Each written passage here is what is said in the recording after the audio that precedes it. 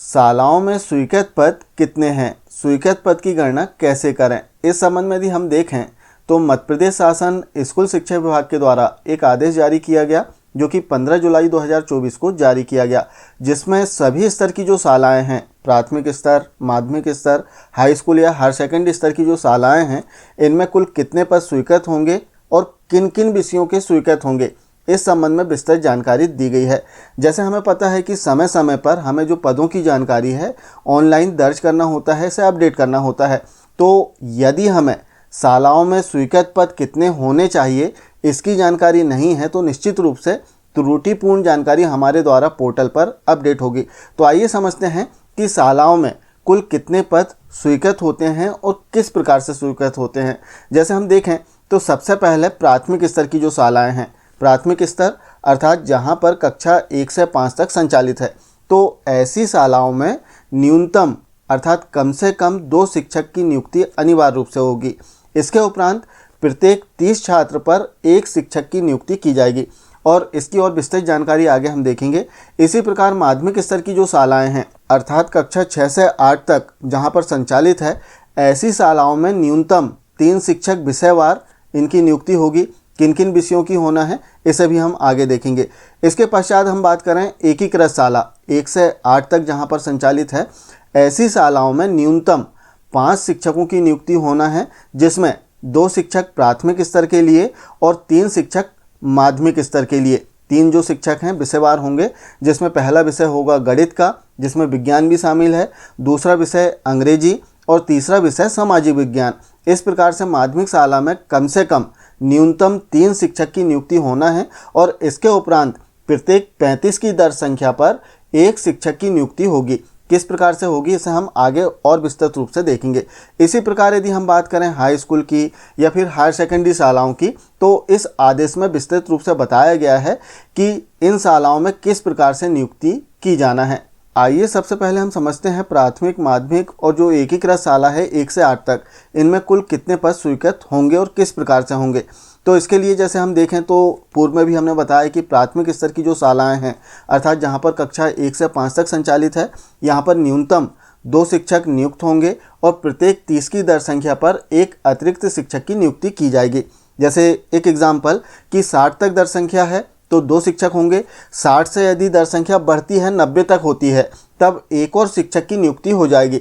इस प्रकार से उस शाला में 3 शिक्षक नियुक्त हो जाएंगे। यदि 91 की दर संख्या हो गई, 91 से लेकर 120 तक, तब 4 शिक्षक उस स्कूल में पदस्थ होंगे। साथ ही प्राथमिक स्तर की जो शालाएं हैं इनमें प्रधान पाठक का भी एक पद स्वीकृत होता है और प्रधान पाठक का जो पद है 150 से अधिक दर संख्या हो जाने पर 1 प्रधान पाठक का जो पद है वो स्वीकृत हो जाता है। अब जो रेशो की हमने बात किया था कि प्रत्येक 30 की दर संख्या पर 1 शिक्षक की नियुक्ति होगी, लेकिन रेशो थोड़ा सा चेंज हो जाता है यदि दर संख्या 200 से अधिक हो जाती है। तब 200 से अधिक यदि प्राथमिक स्तर की शालाओं में दर संख्या हो गई है तब प्रत्येक 40 छात्र पर 1 शिक्षक की नियुक्ति की जाएगी। तो इस प्रकार से जो प्राथमिक स्तर की शालाएं हैं इनमें पदों की जो स्वीकृति है वो हमें मिलती है। अब हम बात करते हैं माध्यमिक स्तर की शालाओं के लिए। माध्यमिक स्तर की शाला जहां पर केवल कक्षा 6 से 8 तक संचालित है, तब यहां पर दर संख्या के आधार पर इसमें नियुक्ति होती है और कम से कम 3 शिक्षक की नियुक्ति तो अनिवार्य रूप से होगी, चाहे वहां पर दर संख्या कितनी भी हो।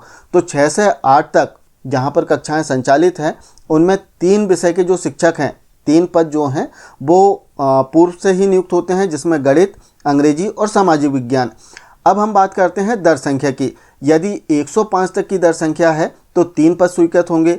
अब 105 से अधिक दर संख्या हो गई अर्थात 105 से 140 तक दर संख्या है, तब एक अतिरिक्त जो विषय है संस्कृत या फिर उर्दू, उसका जो पद है वो स्वीकृत हो जाता है। इसके पश्चात 141 से 175 तक की दर संख्या यदि है तब एक और पद जो है वो स्वीकृत हो जाएगा, जिसमें विज्ञान का जो पद है वो स्वीकृत होता है, जीव विज्ञान।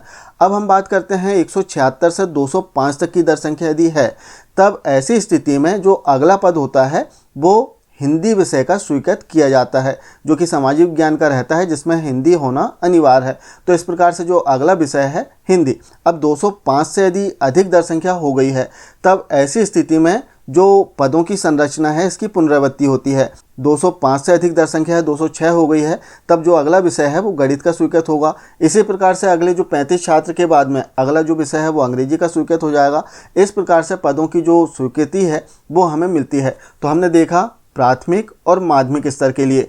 अब हम देखते हैं एकीकृत शाला के लिए, जहाँ काफ़ी शिक्षकों को समस्या होती है कि एकीकृत शाला जैसे 1 से 8 तक जहाँ पर कक्षाएं संचालित है, ऐसी शालाओं में किस प्रकार से पदों की स्वीकृति मिलती है।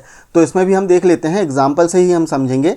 जैसे हम एक एग्जाम्पल लेते हैं, कोई एकीकृत शाला है, कक्षा 1 से 8 तक संचालित है, और ऐसे जो शाला है इसमें सबसे पहली बात बता देते हैं, पहली जो शर्त है कि एकीकृत शाला में कक्षा 1 से 8 तक संचालित है, तब ऐसी शालाओं में प्राथमिक स्तर के न्यूनतम 2 शिक्षक कार्यरत होंगे, पदस्थ होंगे, स्वीकृति होगी इन पदों की, और माध्यमिक स्तर के लिए न्यूनतम 3 शिक्षकों की। इस प्रकार से यदि हम देखें तो कुल 5 शिक्षकों की जो नियुक्ति है, कुल 5 जो पद हैं वो स्वीकृत होंगे 1 से 8 तक की जो शालाएं हैं एकीकृत शाला, ऐसी शालाओं में। अब इसमें भी ऐसा नहीं है कि कोई भी 5 शिक्षक की नियुक्ति हो जाए, ऐसा नहीं। प्राथमिक स्तर के लिए न्यूनतम 2 शिक्षक और माध्यमिक स्तर के लिए न्यूनतम 3 शिक्षक। माध्यमिक स्तर के लिए जो 3 शिक्षक नियुक्त होंगे वो विषयवार होंगे, जिसमें पहला जो शिक्षक होगा गणित विषय का, दूसरा अंग्रेजी विषय का और तीसरा सामाजिक विज्ञान विषय का। अब जैसे एक एग्जाम्पल इसमें हमने लिया है कि 1 से 8 तक की कुल दर संख्या 174 है।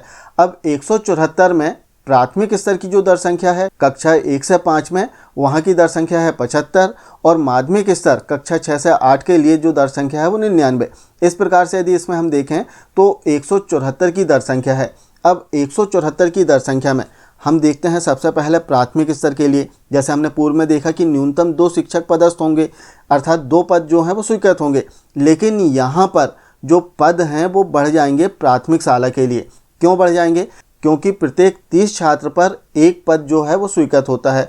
अब न्यूनतम तो 2 हो गए, 60 तक 2 शिक्षक रहेंगे। 60 से यदि अधिक दर संख्या है तब इसमें एक और शिक्षक का जो पद है वो स्वीकृत हो जाएगा। तो प्राथमिक स्तर पर कुल 3 शिक्षक की नियुक्ति हो सकती है, 3 पद जो हैं वो स्वीकृत होंगे। और माध्यमिक स्तर पर 99 की दर संख्या है, तब 99 की दर संख्या में 105 तक दर संख्या है, तब 3 ही पद रहेंगे, गणित, अंग्रेजी और सामाजिक विज्ञान।